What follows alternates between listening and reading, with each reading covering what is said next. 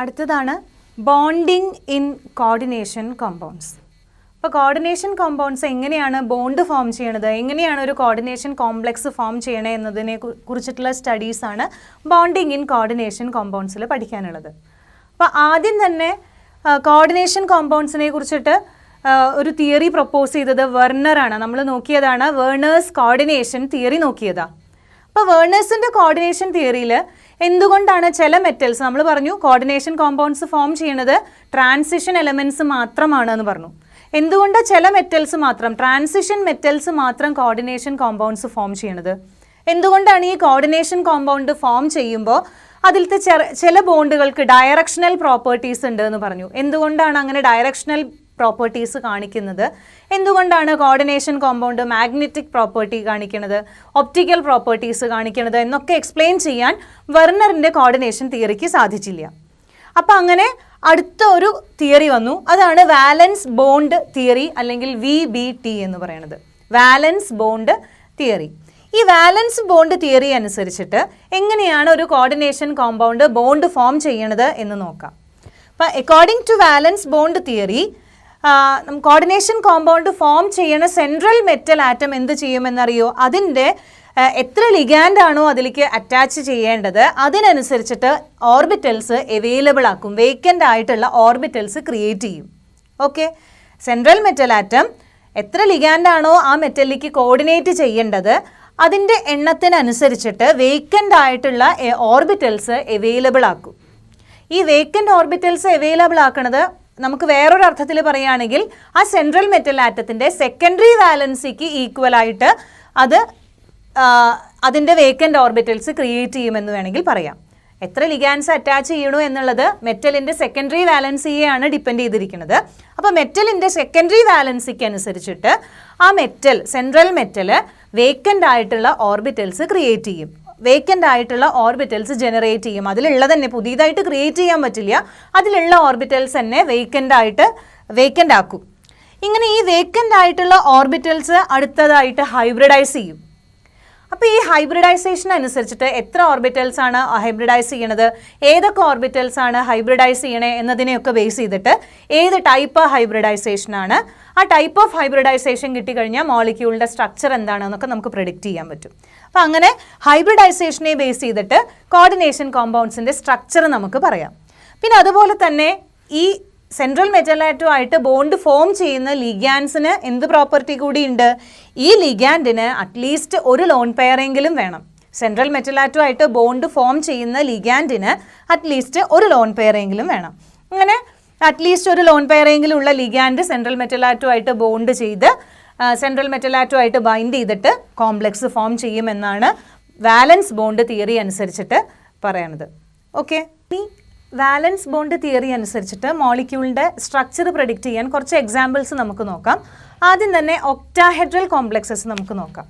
CO first എക്സാമ്പിളാണ് CONH3 6 times 3+. അപ്പോൾ നമ്മൾ വാലൻസ് ബോണ്ട് തിയറി അനുസരിച്ചിട്ട് പറഞ്ഞു. വാലൻസ് ബോണ്ട് തിയറി അനുസരിച്ചിട്ട് ആദ്യം തന്നെ സെൻട്രൽ മെറ്റൽ അതിൻ്റെ കോർഡിനേഷൻ നമ്പറിന് ഈക്വൽ ആയിട്ട് അല്ലെങ്കിൽ അതിൻ്റെ സെക്കൻഡറി വാലൻസിക്ക് ഈക്വൽ ആയിട്ട് എന്താണ് വേക്കൻ്റ് ആയിട്ടുള്ള ഓർബിറ്റൽസ് ക്രിയേറ്റ് ചെയ്യും. അപ്പോൾ ഇതിലുള്ള സെൻട്രൽ മെറ്റൽ എന്ന് പറയുന്നത് കൊബാൾട്ട് ആണ്. കൊബാൾട്ടിൻ്റെ ഓക്സിഡേഷൻ സ്റ്റേറ്റ് എന്താണ്? D7S2 ആണ്. 3D7 4S2 ആണ് ഔട്ടർ ഇലക്ട്രോണിക് കോൺഫിഗറേഷൻ. അതിൻ്റെ ഓക്സിഡേഷൻ സ്റ്റേറ്റ് എന്ന് പറയുന്നത് ഈ ഇതിൽ 3+ ആണ്, കൊബാൾട്ട് 3+ ആണ്. ഓക്കെ, അപ്പോൾ നമുക്ക് ഈ ഓർബിറ്റലിൽ ഒന്ന് വരയ്ക്കാം. 3D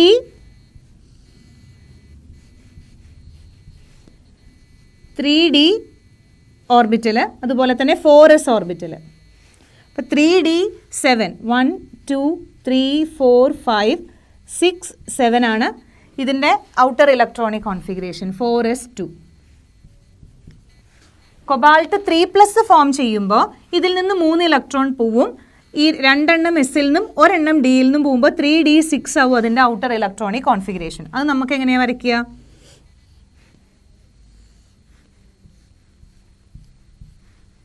3D ഓർബിറ്റൽ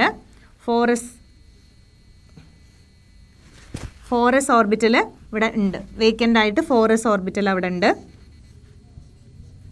അതുപോലെ തന്നെ 4s-ഉം 4p ഒക്കെ ഉണ്ട്. വേക്കൻ്റ് ആയിട്ടുള്ള 4p ഓർബിറ്റൽസ് അവിടെ ഉണ്ട്. ഇതൊക്കെ നമുക്ക് ജസ്റ്റ് ഒന്ന് വരയ്ക്കാം. ഇലക്ട്രോണിക് കോൺഫിഗറേഷൻ എന്ന് പറയുന്നത് 3d6 ആണ്. 1 2 3 4 5 6. അപ്പോൾ 3d6 ആണ് ഈ കാണിച്ചിരിക്കുന്നത്. ഇനി ഇത് ബോണ്ട് ഫോം ചെയ്യണത് എത്ര അമിനോ ലിഗാൻഡാണ്? NH3 ലിഗാൻഡ് എത്ര എണ്ണം അവിടെ വന്നിട്ടുണ്ട്? 6 NH3 ലിഗാൻഡ് അല്ലെങ്കിൽ അമിനോ ലിഗാൻഡ്സ് 6 എണ്ണം ഉണ്ട്. അപ്പോൾ 6 വേക്കൻ്റ് ഓർബിറ്റൽ വേണം. ഇവിടെ 1 2 3 4 വേക്കൻ്റ് ഓർബിറ്റലേ ഇപ്പോൾ ഉള്ളൂ.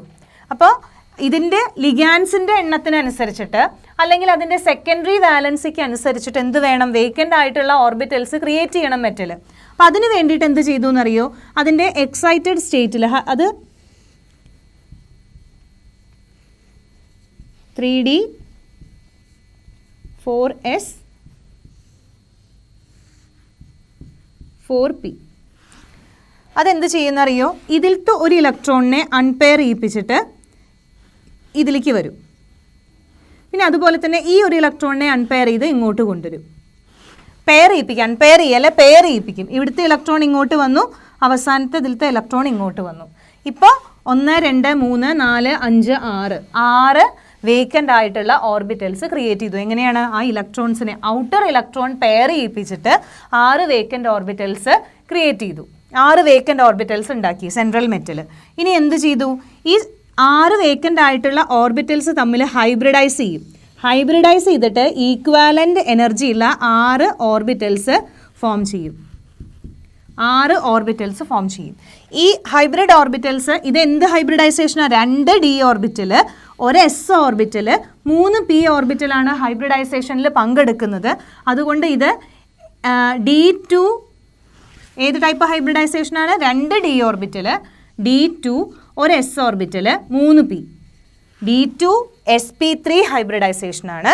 d2 sp3 ഹൈബ്രിഡൈസേഷൻ ആണെങ്കിൽ geometry will be octahedral. d2 sp3 hybridisation ആണെങ്കിൽ ജോമെട്രി എന്തായിരിക്കും? ഒക്ടാഹെഡ്രൽ ജോമെട്രി ആയിരിക്കും. ഇനി ഈ ഓരോ ഹൈബ്രിഡ് ഓർബിറ്റലിലേക്ക് ലിഗാൻഡ് ലോൺ പെയർ ഓഫ് ഇലക്ട്രോൺസിനെ ഡൊണേറ്റ് ചെയ്തിട്ട് ഒരു അറ്റ്ലീസ്റ്റ് 1 ലോൺ പെയർ എങ്കിലും വേണമെന്ന് പറഞ്ഞു ലിഗാൻഡിൻ്റെ കയ്യിൽ. ആ ലോൺ പെയർ ഈ വേക്കൻ്റ് ഓർബിറ്റൽസിലേക്ക് കൊടുത്തിട്ട് സെൻട്രൽ മെറ്റൽ ആറ്റവും ലിഗാൻഡും തമ്മിൽ ബോണ്ട് ഫോം ചെയ്യും. അങ്ങനെയാണ് ഈ ഒരു കോംപ്ലക്സ് ഫോം ചെയ്യണത്. ഓക്കെ, ഇനി വേറൊരു എക്സാമ്പിൾ നമ്മൾ നോക്കുകയാണെങ്കിൽ NH3ക്ക് പകരം ഫ്ലൂറിൻ വന്നു, ഫ്ലൂറിഡോ ലിഗാൻഡ് വന്നു. F6 COF6 3- എന്ന് പറയുന്ന ഒരു എക്സാമ്പിൾ നമുക്ക് എടുക്കാം. ഇവിടെ അതേ സെൻട്രൽ മെറ്റൽ എന്ന് പറയുന്നത് കൊബാൾട്ട് ആണ്. കൊബാൾട്ടിൻ്റെ ഔട്ടർ ഇലക്ട്രോണിക് കോൺഫിഗറേഷൻ ആണ് 3d7 4s2. കൊബാൾട്ട് ഇവിടെ ഓക്സിഡേഷൻ സ്റ്റേറ്റ് എന്ന് പറയുന്നത് കൊബാൾട്ട് 3+ ആണ്. കൊബാൾട്ട് 3+ ആവുമ്പോൾ 3d6 outer electronic configuration, 4s 4p, 3d 4s 4p. ഇതാണ് കൊബാൾട്ട് 3+ൻ്റെ ഔട്ടർ ഇലക്ട്രോണിക് കോൺഫിഗറേഷൻ. കൊബാൾട്ട് 3+ൻ്റെ ഔട്ടർ ഇലക്ട്രോണിക് കോൺഫിഗറേഷനാണ് ഈ കാണിച്ചിരിക്കുന്നത്. 3 4 5 6. ഇനി ഇവിടെ ഫ്ലൂറിഡോ ആണ് ലിഗാൻഡ് ആയിട്ട് വന്നിട്ടുള്ളത്. അപ്പോൾ ആ ഫ്ലൂറിഡോ ലിഗാൻഡ് ആകുമ്പോൾ ഇവിടെ പെയറിങ് നടക്കില്ല. പക്ഷേ എത്ര 6 ഫ്ലൂറിന് അവിടെ അറ്റാച്ച് ചെയ്യണമെങ്കിൽ 6 വേക്കൻ്റ് ആയിട്ടുള്ള ഓർബിറ്റൽസ് ജനറേറ്റ് ചെയ്യണം. അപ്പോൾ ഈ 6 വേക്കൻ്റ് ആയിട്ടുള്ള ഓർബിറ്റൽസ് ജനറേറ്റ് ചെയ്യാൻ വേണ്ടിയിട്ട് ഇതിനെ പെയറിങ് ചെയ്യിപ്പിക്കില്ല. ഈ ഒരു കേസിൽ അൺപെയർഡ് ആയിട്ടുള്ള ഇലക്ട്രോണിനെ പെയർ ചെയ്തിട്ടാണ് ഇവിടെ 2 വേക്കൻ്റ് ഓർബിറ്റൽസ് ക്രിയേറ്റ് ചെയ്തത്. അങ്ങനെ ഒരു പോസിബിലിറ്റി ഇവിടെ നടക്കില്ല. അതുകൊണ്ട് എന്നാൽ വേക്കൻ്റ് ആയിട്ടുള്ള ഓർബിറ്റൽസ് വേണം താനും. അപ്പോൾ എന്ത് ചെയ്യും? ഈ 4th ഷെല്ലിൽ തന്നെ 4s-ഉം 4p-യും വേക്കൻ്റ് ആയിട്ടുണ്ട്. അതുപോലെ 4d ഓർബിറ്റൽസും വേക്കൻ്റ് ആയിട്ടുണ്ടല്ലോ. ആ 4d ഓർബിറ്റൽസിനെ യൂട്ടിലൈസ് ചെയ്യും ഇവിടെ. അപ്പോൾ നമുക്ക് അതൊന്ന് നോക്കാം. ഇത് 3d ഓർബിറ്റൽസ്.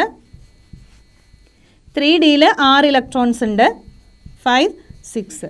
അതുപോലെ 4s ഇവിടെ ഉണ്ട് വേക്കൻ്റ് ആയിട്ടുള്ളത്, 4p അവിടെ ഉണ്ട് വേക്കൻ്റ് 4p ഓർബിറ്റൽസ് ഉണ്ട്. അതുപോലെ 6 ഫ്ലൂറിനെ അറ്റാച്ച് ചെയ്യണമെങ്കിൽ 6 വേക്കൻ്റ് ആയിട്ടുള്ള ഓർബിറ്റൽസ് ജനറേറ്റ് ചെയ്യണം. അതുകൊണ്ട് 4dയിലത്തെ ഓർബിറ്റൽസ് കൂടി ഇവിടെ യൂട്ടിലൈസ് ചെയ്യും. ഈ 4dയിലത്തെ ഓർബിറ്റൽസും കൂടി ഇവിടെ യൂട്ടിലൈസ് ചെയ്യും.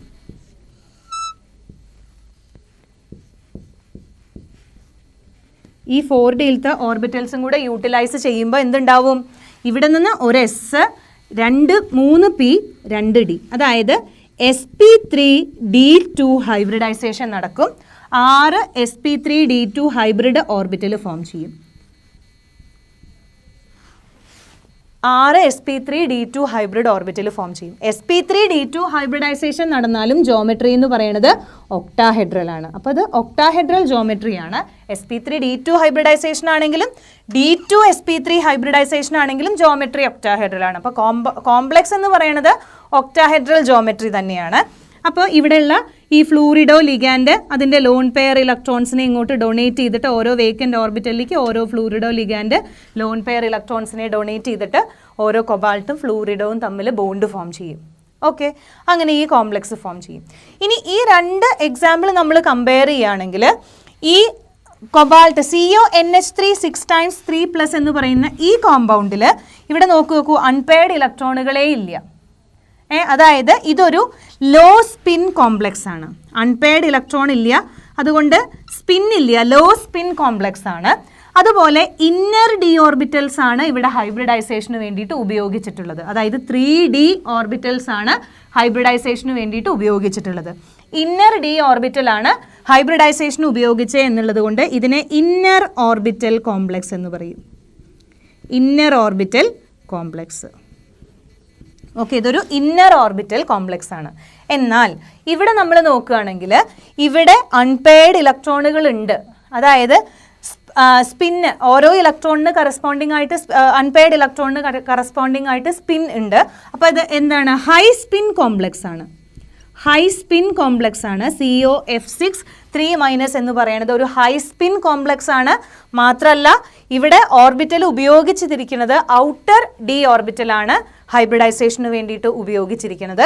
അതുകൊണ്ട് തന്നെ ഇതിനെ ഒരു ഔട്ടർ ഓർബിറ്റൽ കോംപ്ലക്സ് എന്നും പറയാം. ഔട്ടർ ഓർബിറ്റൽ കോംപ്ലക്സ്, ഇതൊരു ഔട്ടർ ഓർബിറ്റൽ കോംപ്ലക്സ് ആണ്.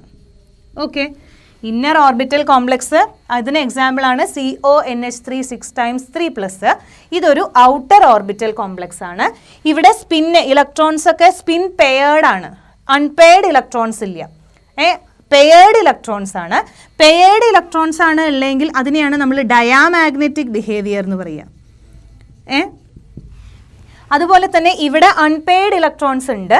അൺപെയർഡ് ഇലക്ട്രോൺസ് ഉള്ളത് കൊണ്ട് ഇതിനെ പാരാമാഗ്നറ്റിക് ആണെന്ന് പറയാം.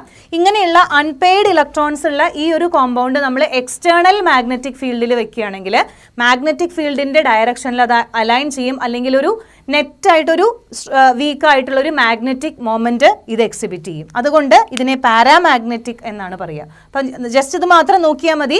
അൺപെയർഡ് ഇലക്ട്രോൺസ് ഉണ്ടെങ്കിൽ പാരാമാഗ്നറ്റിക് ബിഹേവിയർ ആണ് കാണിക്കുക, പെയർഡ് ഇലക്ട്രോൺസ് ആണെങ്കിൽ ഡയാമാഗ്നറ്റിക് ബിഹേവിയർ ആണ് കാണിക്കുക.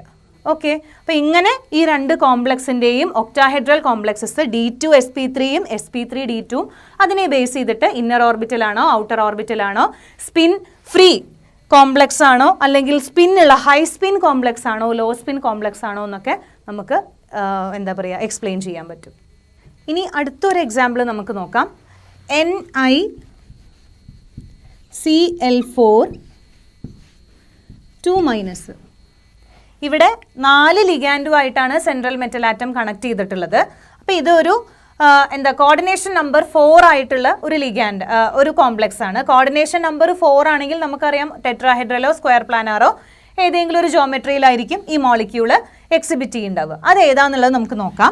അപ്പോൾ നമുക്ക് ആദ്യം തന്നെ സെൻട്രൽ മെറ്റൽ ആറ്റം നോക്കി. നിക്കലാണ്. നിക്കലിൻ്റെ ഔട്ടർ ഇലക്ട്രോണിക് കോൺഫിഗറേഷൻ എന്ന് പറയുന്നത് 3d8 4s2 ആണ്.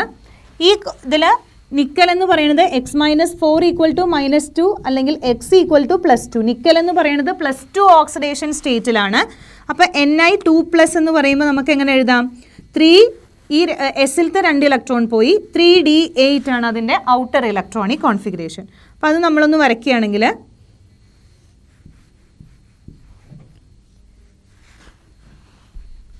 3d 4s 4p. ഇത് 3D ഓർബിറ്റൽ 4s വേക്കൻ്റ് ആയിട്ടുള്ള 4p അവിടെ ഉണ്ട്. ജസ്റ്റ് ഒന്ന് വരച്ചു. അപ്പോൾ 3d8 എന്ന് പറയുമ്പോൾ 1 2 3 4 5 6 7 8. ഓക്കെ, അപ്പോൾ ഈ ഒരു കോംപ്ലക്സ് ബോണ്ട് ഫോം ചെയ്യാൻ വേണ്ടിയിട്ട് ഈ ഒരു സെൻട്രൽ മെറ്റൽ ആറ്റത്തിന് എത്ര വേക്കൻ്റ് ആയിട്ടുള്ള ഓർബിറ്റൽസ് ക്രിയേറ്റ് ചെയ്യണം? അതിൻ്റെ കോർഡിനേഷൻ നമ്പറിന് ഈക്വൽ ആയിട്ട്. ഇത് 4 ക്ലോറിഡോ ലിഗാൻഡുമായിട്ട് കണക്ട് ചെയ്തിട്ടുണ്ട്. അതുകൊണ്ട് 4 വേക്കൻ്റ് ആയിട്ടുള്ള ഓർബിറ്റൽസ് ക്രിയേറ്റ് ചെയ്യണം. അപ്പോൾ ഇവിടെ 4 വേക്കൻ്റ് ആയിട്ടുള്ള ഓർബിറ്റൽസ് ക്രിയേറ്റ് ചെയ്യാൻ വേണ്ടിയിട്ട് ഔട്ടർ ആയിട്ടുള്ള എസിനെയും 3 പിയെയും അത് യൂട്ടിലൈസ് ചെയ്യും. അങ്ങനെ ഈ 4 ഓർബിറ്റൽസ് ഹൈബ്രിഡൈസ് ചെയ്തിട്ട് sp3 ഹൈബ്രിഡ് ഓർബിറ്റൽസ് ഫോം ചെയ്യും. sp3 ഹൈബ്രിഡ് ഓർബിറ്റൽ ഫോം ചെയ്യും. ഈ sp3 ഹൈബ്രിഡൈസേഷൻ ആണെങ്കിൽ നമുക്കറിയാം ജോമെട്രി എന്ന് പറയുന്നത് എന്താണ്? ടെട്രാഹെഡ്രൽ ജോമെട്രിയാണ്. sp3 ഹൈബ്രിഡൈസേഷൻ ആണെങ്കിൽ ടെട്രാഹെഡ്രൽ ജോമെട്രിയാണ്. ടെട്രാഹെഡ്രൽ ആണ് കോംപ്ലക്സ് എന്ന് പറയുന്നത്. ഈ ഈക്വലൻ്റ് ആയിട്ടുള്ള എനർജി ഉള്ള sp3 ഹൈബ്രിഡ് ഓർബിറ്റലിലേക്ക് ഓരോ ക്ലോറിഡോ ലിഗാൻഡും അതിൻ്റെ ലോൺ പെയർ ഓരോ ലോൺ പെയറിനെ ഡൊണേറ്റ് ചെയ്തിട്ട് ബോണ്ട് ഫോം ചെയ്തു. NiCl4 2- എന്നുള്ള ടെട്രാഹെഡ്രൽ കോംപ്ലക്സ് ഫോം ചെയ്തു. ഇനി ഇതിൻ്റെ മാഗ്നറ്റിക് ബിഹേവിയർ പറയുകയാണെങ്കിൽ ഇതിൽ എന്താണ്? അൺപെയർഡ് ഇലക്ട്രോൺസ് ഉണ്ട്. അതുകൊണ്ട് ഇത് പാരാമാഗ്നറ്റിക് ബിഹേവിയർ ആണ് കാണിക്കുക. അൺപെയർഡ് ഇലക്ട്രോൺസ് ഉള്ളത് കൊണ്ട് ഇതെന്താണ്? പാരാമാഗ്നറ്റിക് ബിഹേവിയർ ആണ് കാണിക്കുക. ഓക്കെ, ഇനി അടുത്തൊരു എക്സാമ്പിൾ നമ്മൾ നോക്കുകയാണെങ്കിൽ NiCN4 2-. ഇതിലും അതേ സെൻട്രൽ മെറ്റൽ ആറ്റം എന്ന് പറയുന്നത് നിക്കലാണ്. നിക്കലിൻ്റെ ഔട്ടർ ഇലക്ട്രോണിക് കോൺഫിഗറേഷൻ നമുക്കറിയാം 3d8 4s2. ഇതിലും അതെ x-4 = -2, x എന്ന് പറയുന്നത് +2 ആണ്. അതായത് nickel is in +2 oxidation state. അപ്പോൾ നമുക്ക് നിക്കൽ 2+ എങ്ങനെ എഴുതാം? നിക്കൽ 2+ എന്ന് പറയുന്നത് 3d8 ആണ്. അതിനെ നമ്മൾ ഇങ്ങനെ വരച്ചു.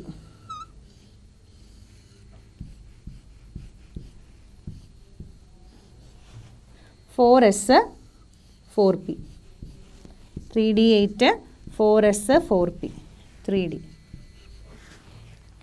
ഇനി ഇതിൽ 8 ഇലക്ട്രോൺ അല്ലേ ഉള്ളത്? 1 2 3 4 5 6 7 8. ഇതിൽ 8 ഇലക്ട്രോൺസ് ഉണ്ട്. ഇനി ഈ ഒരു കേസിൽ ഇവിടെ വേക്കൻ്റ് ആയിട്ടുള്ള ഓർബിറ്റൽസ് എത്ര എണ്ണം വേണം? 4 സൈനോ ലിഗാൻഡാണ് നിക്കലുമായിട്ട് അറ്റാച്ച് ചെയ്തിട്ടുള്ളത്. അപ്പോൾ 4 വേക്കൻ്റ് ഓർബിറ്റൽസ് നിക്കലിന് ക്രിയേറ്റ് ചെയ്യണം. അപ്പോൾ ഈ 4 വേക്കൻ്റ് ആയിട്ടുള്ള ഓർബിറ്റൽസ് ഉണ്ടാക്കാൻ വേണ്ടിയിട്ട് നിക്കൽ എന്ത് ചെയ്യും?